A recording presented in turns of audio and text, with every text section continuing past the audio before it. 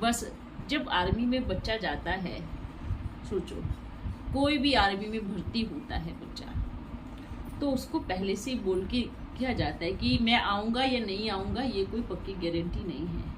ये बोलते हैं ना, ये बोलते हैं ना। तो आप ये सोचो कि रूहानी आर्मी में शिफ्ट हो गया है, शिफ्टिंग हुई है यहाँ से सबकी। जब परम धाम से उन्हें को आत्माएं आती है, बाप बड़े प्रेम से भेजता है, तो आप बच्चों को क्या करना चाहिए? आप तो दिव्य आत्माएं हो, आप तो स्वर्गीय आत्माएं हो, आप तो देवी देवता पद प्राप्त करने वाली आत्माएं हो। आपका निश्चय देख करके हजारों आत्माएं निश्चय बुद्धि बनेंगी। आपकी दृढ़ता देख करके हजारों आत्माओं में शक्ति मिलेगी, बल मिलेगा। तो दुख की क्या बात है, जाना तो आज ही है। क्या जिस शरीर में हम बैठे हैं ये शरीर नहीं छूटेगा? आप बताओ। और क्या जब हम पहले शरीर में बैठे थे क्या वो शरीर नहीं छूटा? छूटा ना। क्या हम सब अमर हैं? नहीं है। पर याद रखना, चाहे इस शरीर से चाहे किस शरीर से, जैसे कि बच्चा गया, बाप का कार्य तो होगा ना। मानो अगर हम सोच के बैठ जाते कि हम इस शरीर से कर्तव्य करके ही जाएंगे, तो क्या होता? पॉसिबल होता नहीं ना। शरीर तो मिट्टी है, छूटना ही है। बाबा का 100 वर्ष का टारगेट है और इस 100 वर्ष में पूरा कर्तव्य करना है। सोचो, हम सभी यात्री है। हाँ? क्या है? यात्री। जब जिसका स्टेशन आता जाएगा वो उतरता जाएगा। समझ में आ रहा है? आप बहुत बड़ी रेलगाड़ी में बैठे हो और सारी दुनिया उस रेलगाड़ी में बैठी है। अब मुझे कहाँ उतरना है? मैं वहां उतरूंगा ना। और उस रेलगाड़ी में मुझे एक बच्चा मिला, पति मिला, पत्नी मिली, दोस्त मिले, भाई मिले, बंधु मिले, माँ बाप मिले, सब मिले। पर क्या मैं उस गाड़ी से नहीं उतरूंगा? उतरेंगे ना, हर कोई उतरेंगे ना। गाड़ी से उतरना ही मंजिल है, उतरेंगे ही नहीं। मतलब चढ़े हैं तो उतरेंगे ना। तो ये जीवन की क्या है? गाड़ी है ये जीवन की यात्रा। और इस यात्रा में जब जब जिसका स्टेशन आएगा उसको उतरना ही पड़ेगा। अगर आप रो के कहोगे ना उसकी जगह मेरे को ले जाता, कोई मतलब नहीं है। उसकी जगह आपकी कभी हो ही नहीं सकती। आपका स्टेशन अलग है, उसका स्टेशन अलग है। उसकी यात्रा अलग है, आपकी यात्रा अलग है। समझ में आ रहा है? सबके स्टेशन आते हैं, सबकी यात्राएं होती है, सबकी रेलगाड़ी रुकती है और चलती है। ये है ज्ञान और ये है आत्मा का ज्ञान। और जिसको आत्मा का ज्ञान हो गया वो दुखी नहीं होगा। इस चीज पे ध्यान रखना। आत्मा का ज्ञान सबसे उच्च ज्ञान है जो कभी दुखी नहीं होगा। तो उस ज्ञान को धारण करो, दुख नहीं होगा, तकलीफ नहीं होगी। दिल से विदाई दो, दिल से कहो आपका स्टेशन आया है। हमें आपके साथ बहुत अच्छा लगा। आप हमारे जीवन में बहुत सारी यादें दे के जा रहे हैं। कभी जब सबका स्टेशन आएगा तो सब उतर जाएंगे। ये हमारा स्टेशन था, ये आपका स्टेशन था।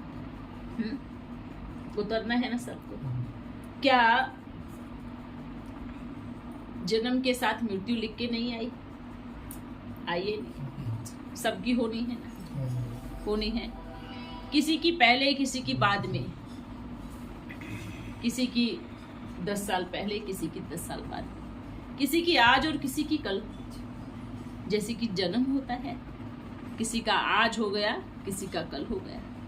हाँ, तो मृत्यु भी तो ऐसी है ना।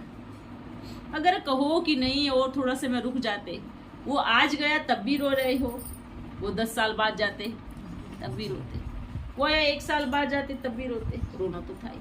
अगर आप कहो कि नहीं नहीं थोड़ा सा भाई और रुकते तो अच्छा लगता, वही फिर आप बोलते कि नहीं थोड़ा और रुकते, थोड़ा और रुकते। भगवान है तो क्या कोई मरेगा नहीं? हाँ, वो तो निश्चय की परीक्षा है। भगवान है तो क्या भगवान किसी के रोल में इंटरफियर करेगा कि नहीं आप आज नहीं जाना, आप कल जाना? नहीं ना। हाँ? अगर चलो उसी समय आपको बता दिया जाता, उस समय, हाँ? 15 रोज 20 रोज पहले आपको बता दिया जाता, क्या 15-20 रोज आप चैन से जी पाते? नहीं जी पाते।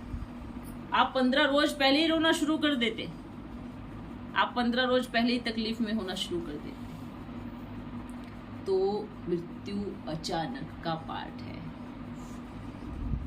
जन्म अचानक का पार्ट नहीं कह सकते, किंतु मृत्यु अचानक का पार्ट। जन्म तो ये होता है कि भाई हाँ, वो भी शायद अचानक का ही पार्ट है कि भाई पता चला है कि भाई कल होगा या परसों होगा, पर जब सही घड़ी और सही समय आता है।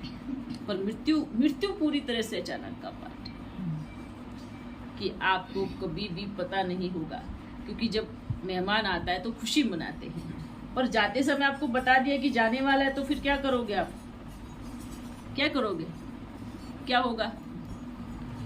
अगर जाते समय बता दिया कि भाई कल ये जाने वाला है, तो क्या करेंगे आप सभी? एक दिन पहले रोना शुरू करेंगे। वो जो आत्मा बेचारी जाने वाली है उसको बड़ी तकलीफ, हाँ। लेकिन जन्म हाँ, जैसे आपको खुशी होती है ना, हमारे घर में बच्चा आने वाला, खुशी होती है ना, ऐसी खुशी होती है ना, पर जाने की खुशी नहीं होती। ऐसे ही ऊपर बैठने वाले को भी यहाँ से आने की खुशी होती, याद रखना। समझ में आया? इतने समय से बच्चे बिछड़े हुए हैं, तो वहाँ बैठ बाबा वेलकम करता है, आओ मेरे बच्चे, आपने इस जीवन की यात्रा को अच्छे से जिया है, अभी मेरे पास आओ। वहाँ वो खुशी मनाता है, पर यहाँ आप दुख मनाते हो। इसलिए बोलते हैं खुशी गम एक साथ में। यहाँ से निकला सीधा टारगेट कहाँ जाएगा? बाप के पास जाएगा। तो और वो तो एकदम निश्चय बुद्धि आत्मा, पक्की आत्मा, उनका निश्चय तो और पक्का हो गया। पर क्या हुआ? कुछ सोच रहे हो? नहीं बाबा, नहीं सोच रहे। सोच रहा हूँ दूसरी दुनिया के बारे में, हम कांटेक्ट नहीं कर सकते। मीडिएटर तो बैठे हैं, क्योंकि हाँ, ये बात सही, कांटेक्ट नहीं कर सकते। क्यों कांटेक्ट नहीं कर सकते? क्योंकि अभी हमारा योग इतना पावरफुल है। हाँ, ये पावरफुल, ये शक्ति हमें याद की यात्रा से ही मिलती है। आप बैठो, आपको जरूर मैसेज पास होगा, पर यहाँ वाणी से मैसेज पास करने में आपको थोड़ा भय लगेगा, अरे नहीं ये बात बोलनी चाहिए या नहीं बोलनी चाहिए। तो वो मैसेज तो मिलता ही है, हर किसी आत्मा का मैसेज मिलता है। जैसे कि वो आत्मा सब जगह घूम रहे हैं, यही तो बात होती है। ये सबके साथ होता है। इस शरीर में है तो जितनी आंखों ने देखा उतना ही देखा, जितना कानों ने सुना उतना ही सुना। जैसे ही शरीर से बाहर निकले क्या हुआ? जो आंख नहीं देख रही है वो भी दिख रहा है, जो कान जितना सुन नहीं पा रहे वो सब सुन रहा है। यहाँ मन की बातें, जो मन में कचड़ा चल रहा है, जो बुद्धि में खराब होकर के संकल्प चल रहे हो, टोटल A to Z सब दिखता है। फिर वो आत्माएं झटपटाती है, नहीं सुनो, आप ऐसे सोचते हो, आप ऐसे बोलते हो, आप ऐसे करते हो। वो झटपटाती है, पर वो बोल कुछ नहीं पाती, चिल्लाती रहती है। ये शरीर छूटने के बाद की अवस्था होती है आत्मा की, कि वो 13 रोज तक झटपटाती रहेगी, बस 13 रोज के बाद वो शांत हो जाएगी, क्योंकि वो समझ में आ गया है कि आपकी आवाज यहाँ तक पहुँचने वाली नहीं। ये दूसरी दुनिया की जैसे शरीर छूटा ऐसी उनकी निशानी है। तो ये चीजें सबके साथ हुई थी, हमारे साथ भी हुई थी। हमने सोचा ऐसे कैसे हो गया, अचानक से सब कुछ ट्रांसपेरेंट हो जाता है। जैसे ये इस शरीर के आर पार आप नहीं देख सकते, किंतु लाइट के शरीर के आर पार आप सब कुछ देख सकते। लाइट होती है। ऐसे ही जैसे ही मिट्टी का शरीर छूटा तो लाइट बन जाता है, और लाइट के एकदम ट्रांसपेरेंट हो जाता है। तो जो शरीर छोड़ने वाली आत्मा है उसको आपका शरीर भी ट्रांसपेरेंट दिखाई देगा। आपके दिमाग में क्या क्या चल रहा है वो सब सुन लेगा, आपके दिमाग की धारणाएं सुन लेगा, आप क्या क्या सोच रहे थे वो सब सुन लेगा। ये होती है शरीर छोड़ने की निशानी। देखो यहाँ का समाचार आपको वहां दे रहा है, बैठे बैठे यहाँ की सारी धारणाएं आपको वहां दे रहा है। ये कैसे रॉकेट मॉफिक आत्मा उड़ जाती है, 1 सेकंड की बात है। 1 सेकंड में यहाँ थी, और 1 सेकंड में उड़ के वहां चली गई। तो इसलिए कह रहे हैं बच्चों, जैसे आपको किसी के जन्म की खुशी होती है, आने की खुशी होती है, ऐसे ऊपर बैठे बाप को खुशी होती है कि मेरा बच्चा आ रहा है। जब वहां से बच्चे यहाँ आते हैं तब बाप को हैरानी भी होती है कि जा रहा है पर दुख में जरूर गोते खाएगा। तो ये देख करके बाप को भी थोड़ा लगता है कि मेरा बच्चा जा रहा है तो दुख जरूर भोगेगा, तो बाप को तो पीड़ा होती है। तो आप बच्चों को कोई चीज आपके पास आई है यात्रा में तो उसको लौटानी चाहिए ना अच्छे से। कोई चीज आपको मिली, आपको एक गिफ्ट मिला थोड़े रोज के लिए, आपको सिग्नेचर करके नहीं दिया गया कि ये परमानेंटली आपके पास रखा जाएगा। ये इसलिए दिया कि भाई आपकी यात्रा तक है, इसको संभालना, उसके बाद जब हमें जरूरत होगी तब हम ले जाएंगे। समझ में आया? बस ये सोचो, उस आत्मा का समय आया था और आपको भगवान को वो गिफ्ट वापस करना था। जब लेते हम झोली पसार है तो देना भी हाथ जोड़ के चाहिए। हाँ, जब लेते हम ऐसे झोली पसार है, बच्चा आया तो झोली में रखा, गले से लगाया, हाँ, तो देना भी कैसे चाहिए? कैसे देना चाहिए? हाथ जोड़कर देना चाहिए कि बाबा आपने मेरी झोली में रखा था और अभी फिर मैं आपको दे रही हूँ। ये पक्का निश्चय बना लो बुद्धि में। कोई आकर के कुछ भी कहे तो आपको कहना है जब आया था तो हमें खुशी थी और जब गया है तो हम भगवान को धन्यवाद करते हैं कि आपने जैसे दिया था हमने आपको वैसे सौगात लुटा दी। ठीक है, और हमें बस इतना ही है कि वो जहाँ भी जाए, चाहे हमारे घर में आए घूम के, चाहे वो कहीं पर भी जाए, बस वो जहाँ भी रहे वो अपनी यात्रा को फिर से अपनी नई जर्नी को खुशी से जिए। ठीक है, जब मैं योग लगता हूँ, मैं होम करता हूँ तो मुझे बहुत जब आती है। अच्छा, बहुत जब आती है। मैंने मैया से भी एक बार बात तो आप बस ऐसे करो, हाँ जी, सिर्फ 5 मिनट ओम का उच्चारण करो और पानी रखो पकड़ के। अच्छा, उसमें 3 बार ओम का उच्चारण करो, उस पानी को पियो, फिर 5 बार ओम करो, उसके बाद पूरी तरह से साइलेंट में हो जाओ। ठीक है, वो पानी में आपको पूरी पावर भरनी है। अच्छा, जब भी योग करने बैठो बस 1 गिलास पानी अपने पास लेके बैठ जाओ आप। ठीक है, ओम किया, 1 घूंट पानी पिया, बस। फिर जितनी देर योग करना है बीच बीच में आपको 1-1 घूंट पानी पीते रहे, 1-1 घूंट पानी पीते रहे। ये चीज क्यों सोचते हो? जैसे कि ये जो डर बिठा के रखे ना, आप लोगों ने अपने भीतर एक डर को पैदा कर लिया, कहीं अगली बात तो ऐसा ना हो, कोई अगली बात तो ऐसा ना हो। ये डर को निकालो। ये डर संकल्पों को क्रिएट करता है, डर को निकालो। जहाँ डर है, जहाँ भय है, भय ही भूत बन जाता है। ये त्रिलोक का बैच है ना, तीनों लोक समाहित है इसमें। ये जो बीच में है ना, ये जो बीच का जब बनता है तब सारी दुनिया बनती है। समझ में आया? ये जो बीच का रंग है सूक्ष्म वतन, ये जब बनता है तब इस समस्त सृष्टि का निर्माण होता है। परम धाम तो है ही, वो ना बनता है, ना मिटता है, ना बिगड़ता है, उसका कुछ नहीं होता, वो तो है ही।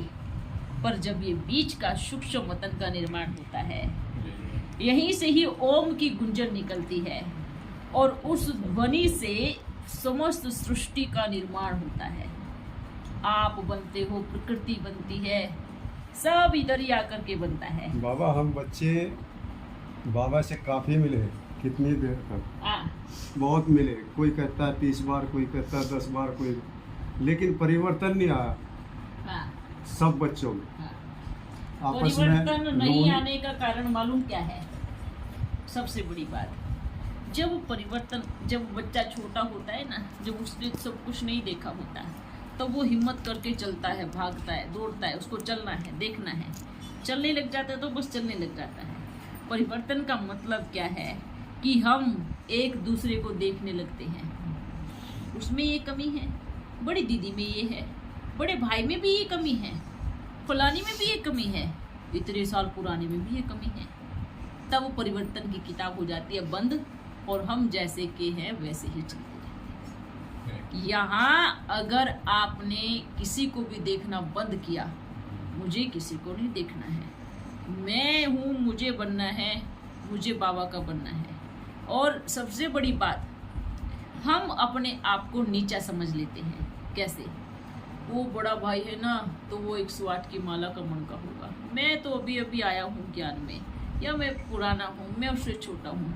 इस ज्ञान की रेस में ना कोई छोटा है ना कोई बड़ा है, ना कोई 10 साल पुराना ज्ञानी है, ना 1 साल पुराना या 1 साल चलने वाला। नहीं, ये रेस है, रेस। आप जितना दौड़ोगे उतनी ही आप 1 नंबर पे जाओगे। ये जो तकलीफ मिलती है ना, ये तकलीफ ना शिव बाबा देते हैं ना हम देते हैं। ये जो तकलीफ होती है ना, ये हमारी ही लिखी हुई पुस्तक के मन के होते हैं, ये हमारी ही लिखी हुई पेपर होते हैं। एक बात बताओ बच्चे, एक स्कूल में आप पढ़ाई करके पेपर देने जाओगे, और जब रिजल्ट आएगा फेल और पास का, क्या टीचर पे दोष दोगे? बताओ कोई भी। आप स्कूल में गए, आपने पेपर दिया, तो आपका रिजल्ट आया, कोई उसमें फर्स्ट आया और कोई सेकंड आया और कोई फेल हो गया, क्या इसमें टीचर की गलती है? टीचर की गलती है? नहीं ना। तो ये जो पेपर हम आया है ना आपके सामने, किसी की भी सामने जो आता है, इसमें भगवान दोष आरोपण नहीं है। आप भगवान को गाली नहीं दे सकते कि आपने क्या किया मेरे साथ में। नहीं, वो कुछ भी नहीं कर रहा है। ये आप ही की लिखी हुई किताब है, आप ही का लिखा हुआ पेपर था जो आपके सामने आता है। हाँ? कमाल की बात तो ये है कि आपके इस पेपर में हम आपके साथ में बैठे हैं, आपके सिर पे हाथ रख रहे हैं कि अगली बार आपको अच्छे से मजबूती से बनना, पर भय नहीं आना चाहिए। डर के पेपर दिया तो फेल हो जाते हैं ना। हाँ, डर के पेपर आया तो हो गए फेल। कॉन्फिडेंस से सामने आओ, हाँ, मजबूती से सामने आओ, देखना कितना अच्छा रिजल्ट आएगा। इस बार डर को अपने भीतर से निकाल के बिल्कुल खलास कर दो। अच्छा बच्चों, ओम नमः शिवाय। अच्छा बच्चों, अभी हम चलते हैं। बाप का आशीर्वाद सदा साथ है। आप डर को विदाई दो तो बाप अपनी फरिश्तों की टीम को पूरी तरह से आपके पास पहुंचे। विदाई दो डर को, ठीक है? बस पूरी तरह से समर्पण हो जाओ, डर को निकाल के बस डाल दो बाहर, तो आपके ऊपर पूरे फरिश्तों का झुंड आपके नजदीक पहुंचेगा। हाँ, ओ